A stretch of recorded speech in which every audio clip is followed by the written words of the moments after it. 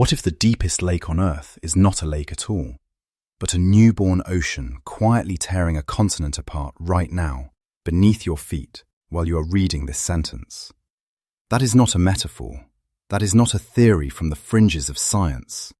That is what the data says, and by the time we reach number 1 on this list, you will never look at a map of the world the same way again. Lake Baikal. One word, one place, one body of water sitting in the middle of Siberia that holds more liquid fresh water than all 5 of North America's Great Lakes combined. Most people know the number, the deepest lake on Earth. What most people do not know is everything underneath that headline. The fish that melts in sunlight, the wind that freezes ships solid in minutes, the gold that sonar can see but no human hand has ever touched, the night an entire inhabited steppe dropped off the face of the earth before sunrise and became a bay. We are counting down 13 secrets and wonders hidden inside Baikal, from number 13 all the way down to number 1, and the order matters. Each entry is stranger than the last. Each one adds another layer to a picture that starts as natural history and ends somewhere that looks a lot like the future of this planet's geography. Number 1 is the reason scientists do not study Baikal with wonder. They study it with something closer to fear. We are saving it for last, and it earns that position completely. Stick around. By the end of this, you will understand why a body of water the size of Belgium is one of the most consequential places on the surface of the Earth, and why the word lake has never felt less adequate. At number 13, we are starting with something that should not be possible. Not in the way that makes you say, wow, and scroll on. In the way that makes you stop and actually think about what a living creature can be. The Golomyanka. No scales, no pigment. Skin so thin and translucent that if you hold one up to the light, you can see straight through it. The body is roughly 40% pure fat. Not fat the way we think of it in an animal, stored in reserves, tucked under muscle. Fat as structure. Fat as the fish itself. Which means that if you take a Golomyanka out of Baikal's near-freezing water and leave it somewhere warm, on a rock, on the deck of a boat, in direct Siberian sunlight, it does not flop and die the way a fish does. It melts. The fat liquefies. What remains after an hour in the sun is a small, oily puddle and a delicate skeleton, almost perfectly clean, as if the animal was never really solid to begin with. And yet this ghost, this see-through sliver of a creature that dissolves in warmth, is the dominant fish in the lake. Not by count, by weight. The Golomyanka makes up roughly 70% of all fish biomass in Baikal. Every other species in the lake, combined, is outweighed by a fish that most tourists will never see, never catch, and never even know exists. It lives in deep water, it rises toward the surface at night, and it spends its entire life in the cold dark where the pressure keeps it intact. There are no schools of Golomyanka, no migration routes, no spawning in shallow bays. The females give birth to live young, and in doing so, they typically die, their bodies consumed by the offspring they just released into the water. The lake recycles everything. That is your opener. A fish that is invisible, dominant, and dissolves in sunlight. If Baikal is willing to do that at number 13, build an entire ecosystem around a creature made of glass and fat, then what is waiting further down this list is going to take considerably more to wrap your head around. Because number 12 is not about what lives in the water. It is about what grows above it, and what happens when the ground beneath something ancient simply refuses to stay. Number 12 is a place that looks like a fever dream, and the first photograph you see of it will make you genuinely question whether someone edited the background out from under the trees. Peshchenaya Bay on the western shore of Baikal, a small sheltered cove the Soviets once marketed as the Siberian Riviera, which tells you something about both the beauty of the place and the particular optimism of Soviet tourism brochures. The bay is framed by old pines and larches, and the trees themselves are the thing. They stand 2, sometimes 3 meters above the ground, on exposed root systems that have spread wide and gnarled into shapes that look less like roots and more like the legs of something that decided to stand up and walk. Spider legs, octopus tentacles, stilts carved by decades of patience and wind. The sand that once covered those roots is gone. Not gradually, not imperceptibly, stolen, year after year, by the storms that funnel through this stretch of Baikal with enough force to move the shoreline itself. The trees should have fallen. Every instinct you have about how trees work says they should have toppled the moment the ground dropped away beneath them. Instead, they grew downward, extending their roots deeper while their trunks rose higher into open air, suspended above nothing, holding onto a shore that keeps retreating. The famous specimens that appeared on Soviet-era postcards, the ones that made this bay a minor legend in Russian geography classrooms, have already collapsed. What stands now is the next generation of the same slow drama, and it is actively disappearing. The sand does not come back. The storms do not stop. This is a site with a clock on it, and the clock is not moving in your favour. What makes Peshanaya Bay land at number 12 is that combination. Something visually impossible, a natural process that defies expectation, and an urgency that most geological wonders do not carry. You cannot wait on this one. And if a bay where trees walk on air feels like the strangest thing Baikal can produce above the waterline, well, number 11 lives in the water, and it has no business being there at all. Number 11 is a mammal that evolution placed in the wrong place entirely, and the more carefully you look at the logic of its existence, the less sense it makes, until you stop expecting nature to make sense and start paying attention to what it actually does. The Baikal Nerpa is a seal, a real seal, the same basic animal you would find hauled out on a rock in the North Atlantic or barking on a California pier. Except this one lives in the absolute center of Asia, more than 3,000 kilometers from the nearest ocean, with no navigable connection between the two, no river route a seal could realistically swim. The Angara and Yenisei systems that drain this region run through rapids, shallow stretches, and drops that would stop any large marine mammal cold.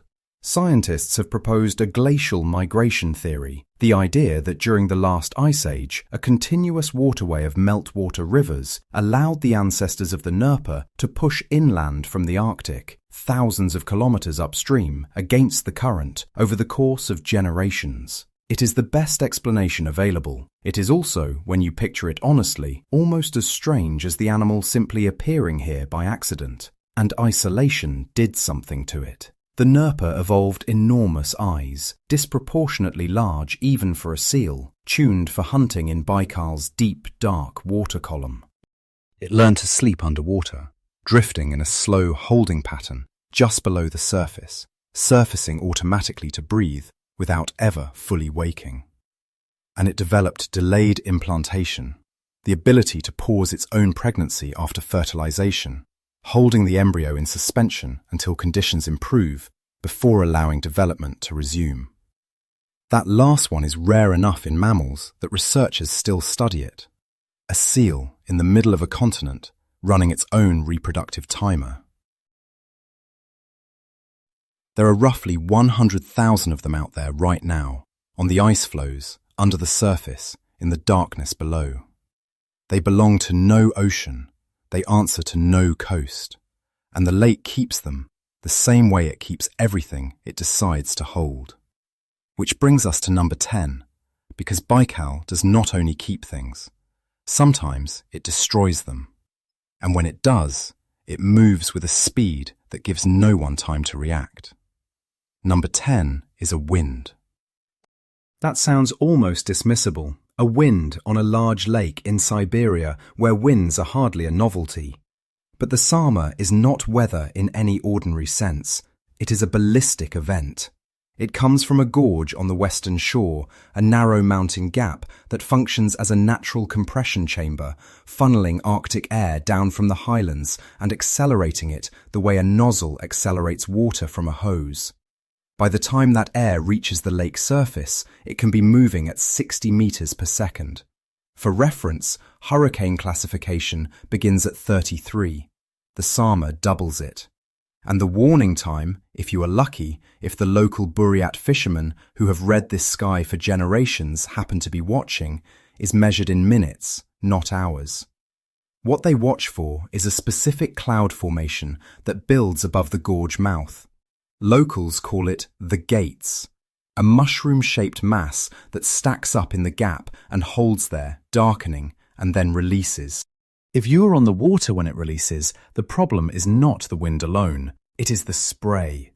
Baikal's surface water, already near freezing, gets thrown into the air and lands on every exposed surface of a vessel, hull, rigging, deck, wheelhouse, and freezes on contact. Not gradually, instantly. The ice accumulates in layers, shifting the ship's centre of gravity higher and further outward with every passing minute, until the vessel becomes top-heavy and rolls. In the autumn of 1901, the steamer, Potapov, and the convoy it was escorting were caught in a single Sarma event. By morning, close to 200 people were gone. The lake was flat again. Today, satellite systems scan for the Gates Formation in real time, and navigation authorities shut the entire zone down the moment those clouds appear. The Sarma does not negotiate, does not accelerate slowly enough for anyone to adjust, and does not leave survivors to describe what the last few minutes looked like. A wind that freezes ships solid and sinks them in minutes is already difficult enough to absorb. But number 9 asks a different question entirely. Not what the lake destroys, but what it swallowed whole and has never given back. Number 9 is about gold. Not metaphorical gold, not the kind of story where gold means something valuable was lost and we are speaking poetically. Actual gold. Hundreds of tons of it. Imperial Russian treasury gold. Bars, coins. Reserves accumulated over centuries by the Romanov dynasty, loaded onto trains during the chaos of the Russian Civil War, and moved east along the Trans-Siberian Railway by the retreating forces of Admiral Alexander Kolchak, the White Army commander who briefly controlled a significant portion of Siberia before the Bolsheviks closed in around him. The railway at that point clings to the cliffs above Baikal's southern shore. A stretch of track blasted directly into the rock face, with the lake dropping away beneath it on one side and the mountain rising sheer on the other. There is nowhere to go if something goes wrong, and something went wrong. Witnesses and documents from the period suggest that a substantial portion of what became known as the Kolchak gold entered the lake, whether through winter columns breaking through the ice under the weight of the shipment, or through rail cars going off the cliff edge into deep water as the situation collapsed around the retreating army. Exactly how much and exactly where has never been definitively established. What happened next is the part that should make your hands go cold.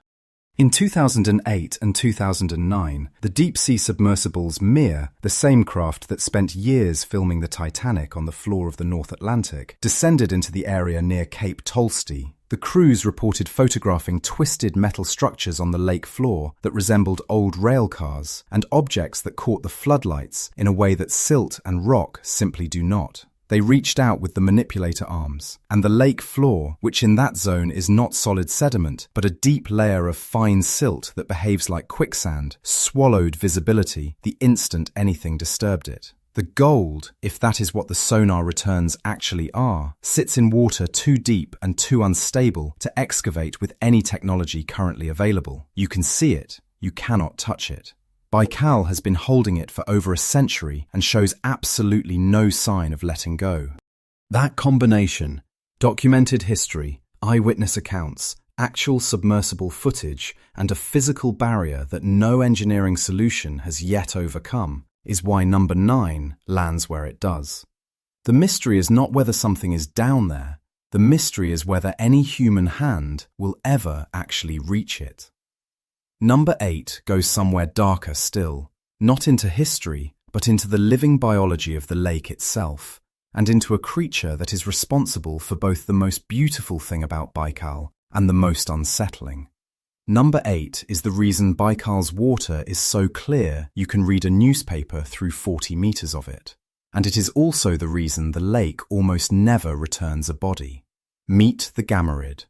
Not one species, more than 350 of them, a family of small crustaceans that colonized every surface of Baikal's floor over millions of years of isolation and evolved into something the lake could not function without. Some reach 12 centimeters in length, which sounds modest until you realize that by crustacean standards that is enormous, and that they exist in numbers so vast they form a continuous living carpet across the sediment from the shallows all the way down into the abyss. Together, they filter the entire volume of Baikal's water multiple times over the course of a single year. Every particle of organic waste, every fragment of dead matter that drifts downward, they process it. That legendary transparency, the thing that makes Baikal photographs look digitally enhanced, the reason people actually do drink straight from the surface, that is the output of billions of tiny jaws working in permanent darkness, around the clock, without pause. Here is the part that stays with you. The same biological machinery that produces that extraordinary clarity operates without any discrimination about what counts as organic matter. Rescue divers who work Baikal describe it plainly. The lake is one that rarely gives back what it takes. The gammarids do not wait. They are efficient in a way that has no patience for sentiment, and the cold water that slows decomposition in most environments does nothing to slow them.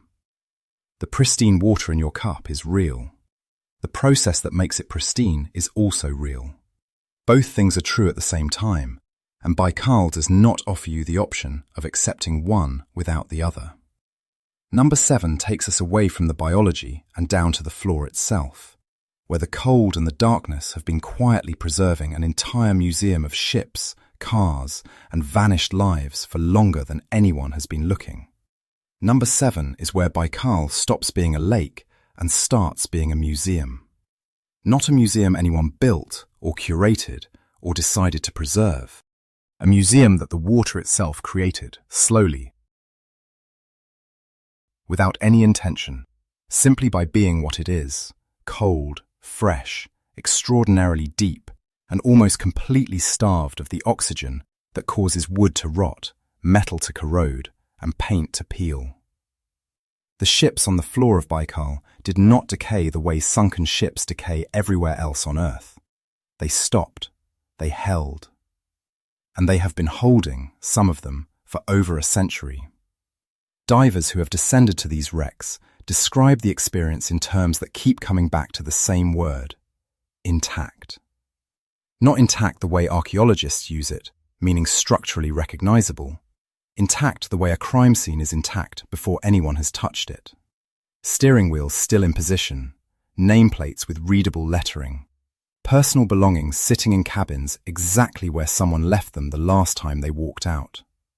The cold acts as a kind of pause button, and Baikal pressed it the moment each vessel went down and never released it. The historic steamers are only part of the inventory. Every winter, a road forms across the ice, a real road marked with signs used by trucks, because in deep Siberian cold, the ice reaches thicknesses that should, by any reasonable calculation, hold. And every year, vehicles break through anyway. Cars, vans, occasionally heavier loads. They drop through in seconds and settle on the bottom, and the same cold that preserves the wooden ships preserves them too. There are accounts from divers of finding automobiles with their headlights still on, the beams cutting through the dark water for hours after the vehicle went under, before the battery finally gave out. An entire parking lot slowly accumulating in the darkness below the winter road, perfectly preserved. never recovered. The lake adds new exhibits every season and returns none of them. Which makes number 6, in a way, even more disturbing, because that entry is about something happening not below the ice, but inside it, invisibly, in a pattern large enough to see from orbit and dangerous enough that satellites track it in real time.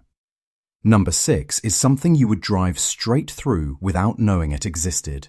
Not metaphorically, literally.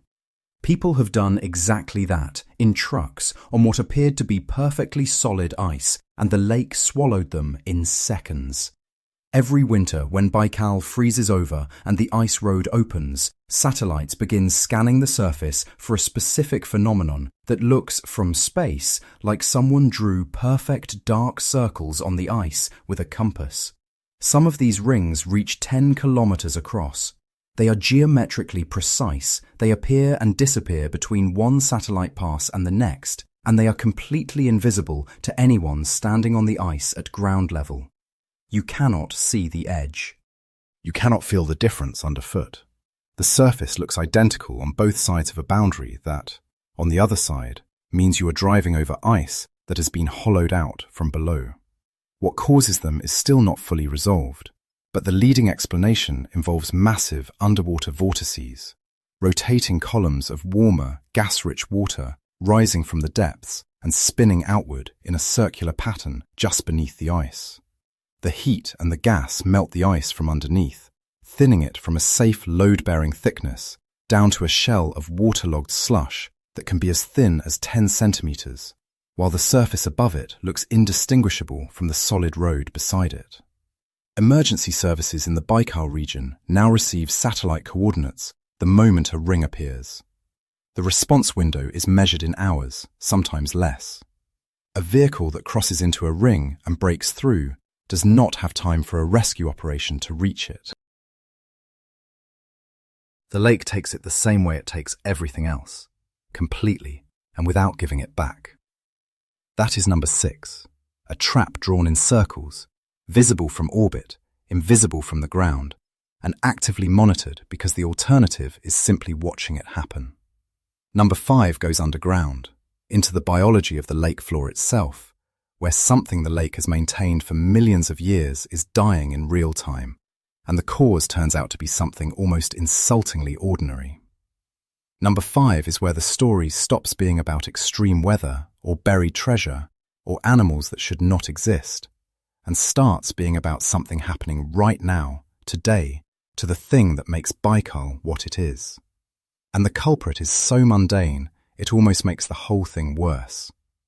On the floor of Baikal, down in the shallows and along the rocky slopes where light still reaches, there grows a sponge unlike anything else on Earth. Bright green, branching like coral, ancient in the way that only creatures shaped by millions of years of isolation can be ancient. These sponges are not decorative, they are functional in a way that is almost architectural. Biological filters so effective that scientists credit them, alongside the gammarids, as one of the primary reasons Baikal maintains its legendary 40-meter transparency. They exist in this lake and nowhere else. They evolved here, they belong here, and for as long as humans have been documenting this ecosystem, they have been here.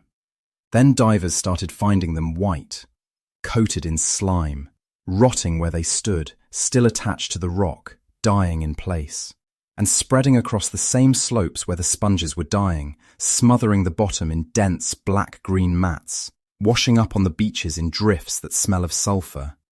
Spirogyra, a filamentous algae that has no business thriving in Baikal's cold, nutrient-poor water, except that the water is no longer nutrient-poor in the shallows near the shore. It is full of phosphate. The source is not industrial. It is not a pipeline or a factory. It is laundry detergent. Cheap powder used by tourists and resort operators, washed into the lake through untreated sewage systems that were never built to handle the volume of visitors Baikal now receives every summer. Every wash cycle, every shower at a lakeside guest house, every small convenience feeds the algae, and the algae kills the sponges. And the sponges are the kidneys of the largest reservoir of liquid fresh water on the planet's surface. The mechanism is that direct. The scale is that serious. And number 4 goes somewhere no one would expect a lake in Siberia to go. Straight to the edge of the observable universe. Number 4 is where Baikal stops being a place on the surface of the Earth and becomes something else entirely. A window. Not a metaphor for a window, an actual scientific instrument, purpose-built to receive signals from the farthest edges of the observable universe. And it is sitting more than a kilometre below the ice right now, in permanent darkness, waiting. The Baikal GVD Neutrino Telescope. GVD stands for Gigaton Volume Detector, and that name alone tells you the scale of what is happening down there. Hundreds of glass spheres, each roughly the size of a football, hang suspended in the deep water on long cables anchored to the lake floor. They are not looking for anything in the lake. They are not measuring the water temperature or tracking fish movement or monitoring seismic activity. They are pointed, in effect, straight through the planet, because the entire mass of the Earth serves as a filter, and the entire volume of Baikal's water serves as the detector medium, waiting for a single blue flash of light. That flash happens when a neutrino, a particle with almost no mass produced in a supernova or at the edge of a black hole, travelling billions of light years without interacting with a single atom of anything, happens by extraordinary chance to collide with a water molecule directly in front of one of those glass spheres. The collision produces a faint cone of blue light called Cherenkov radiation. The spheres record it, and scientists on the surface reconstruct where in the universe that particle came from. This makes Baikal the largest neutrino telescope in the Northern Hemisphere, and the way it gets assembled every year is almost as remarkable as what it does. Scientists drive trucks out onto the frozen surface, cut holes in the ice, and lower the equipment through by hand. The same lake that forms a winter road for cargo trucks also serves as the staging platform for one of the most sophisticated astrophysics experiments on the planet. A tectonic wound in the Earth's crust, 3 kilometers deep, holding enough fresh water to matter to the survival of this species. And it turns out the water is also the perfect medium for catching light from dead stars. Number 3 is still underground, but what it contains is not cold and dark and still, it burns. Number 3 is the one that changes how you think about the ground beneath the lake itself. Not the water, not the creatures in it, the floor. What is sitting on that floor, in quantities that dwarf the natural gas reserves of entire nations, is a substance that looks exactly like dirty ice. Grey-white, crystalline, cold to the touch. Except that if you hold a flame to it, it burns. Steadily, cleanly, with water dripping from one end while the other end is on fire. Methane hydrate.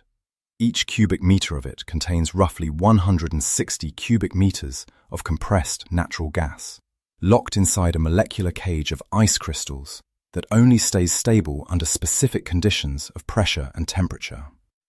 Change either one and the cage opens. Baikal is the only freshwater lake on Earth with confirmed deposits of the substance, and the lake floor is carpeted with it across zones that researchers are still mapping because the full extent has not yet been established. Here is where it stops being a geological curiosity and becomes something that demands your full attention. The same tectonic forces pulling Baikal's basin apart, the same activity that generates up to 2,000 earthquakes a year in this region, also produce heat. And water temperatures in the lake have been rising. Both of those things are moving in the direction that destabilizes methane hydrates. A mass release from a significant deposit would drop the density of the water column above it so sharply, so suddenly, that any vessel on the surface would lose buoyancy and sink before the crew understood what was happening. Scientists now consider this a credible mechanism behind some of Baikal's historical disappearances that no storm or navigation error ever adequately explained. And the methane itself, once in the atmosphere, traps heat at a rate dozens of times more potent than carbon dioxide. a sleeping bomb, sitting on the floor of the world's deepest lake, in a basin that is actively, measurably tearing itself apart. That is number 3. Number 2 shows you what happens when the tearing stops being slow, when the same forces compress a century of movement into a single night, and an entire inhabited world disappears before sunrise. Number 2 is the moment the Earth itself stopped pretending to be solid. New Year's Eve, 1861, the Selenga River Delta, where the river fans out across a broad, flat steppe before emptying into Baikal's southeastern shore. Families asleep, horses in the fields. 5 Buryat settlements going about the last hours of the year in the ordinary way people end ordinary years. Then the earthquake hit. Estimates place it at magnitude 10, a number that sits at the absolute outer edge of what seismologists believe the crust of this planet can produce. And what it did in a single night was this. 200 square kilometers of inhabited steppe dropped. Not shook, not cracked, dropped along a tectonic fault line that had been under tension for longer than anyone had been keeping records, and disappeared beneath the surface of the lake. By morning, where people had slept and animals had grazed, there was open water. A new bay roughly 8 kilometers across, where none had existed the night before. They called it Proval. The Russian word means simply the collapse, and the name has never needed improving.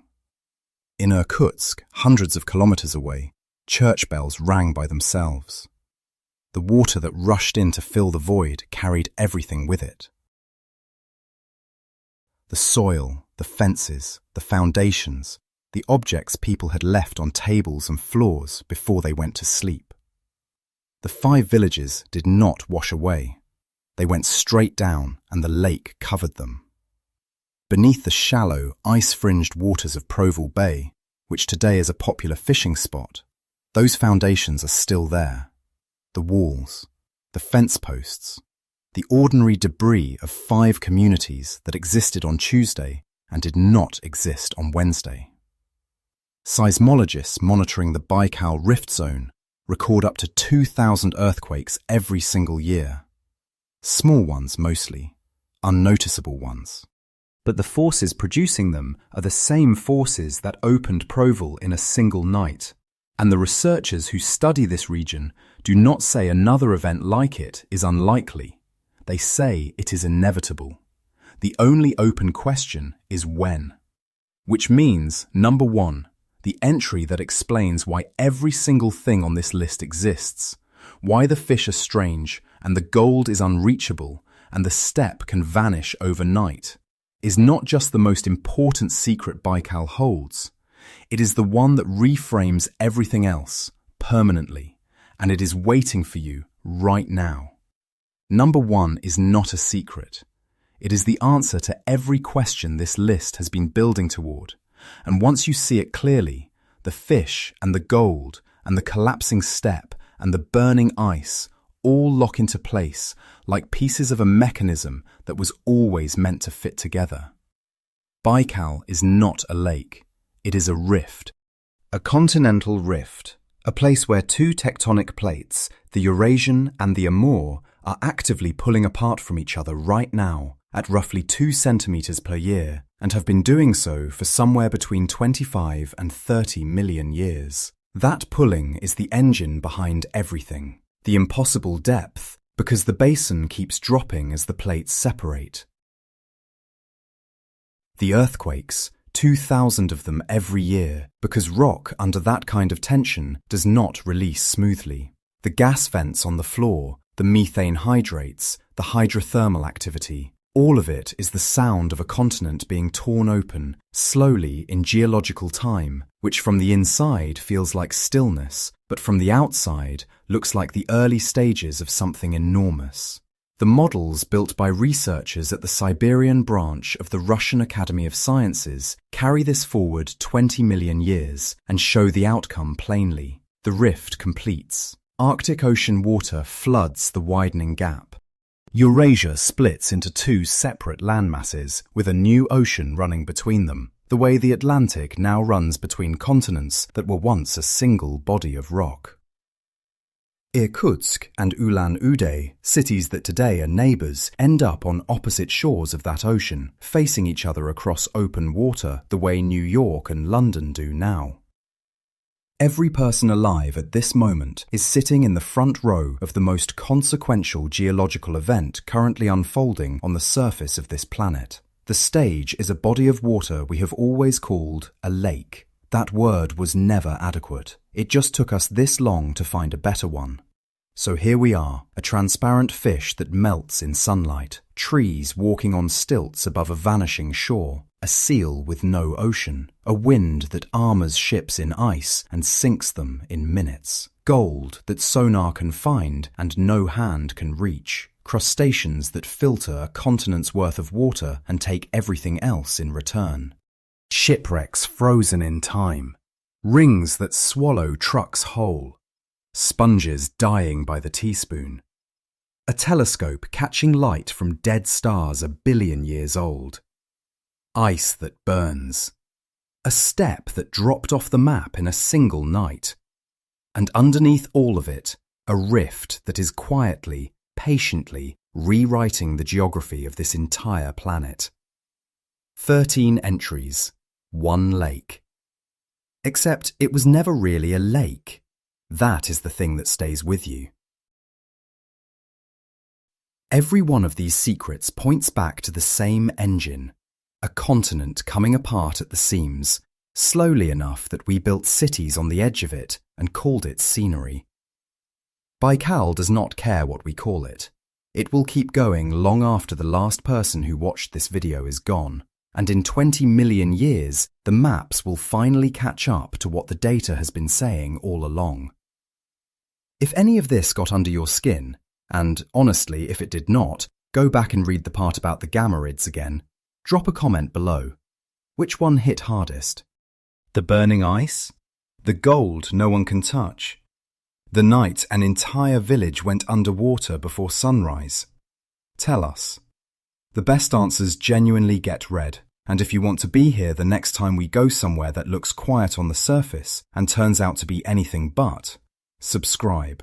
It takes 1 second, and it means you will not miss what comes next. See you there.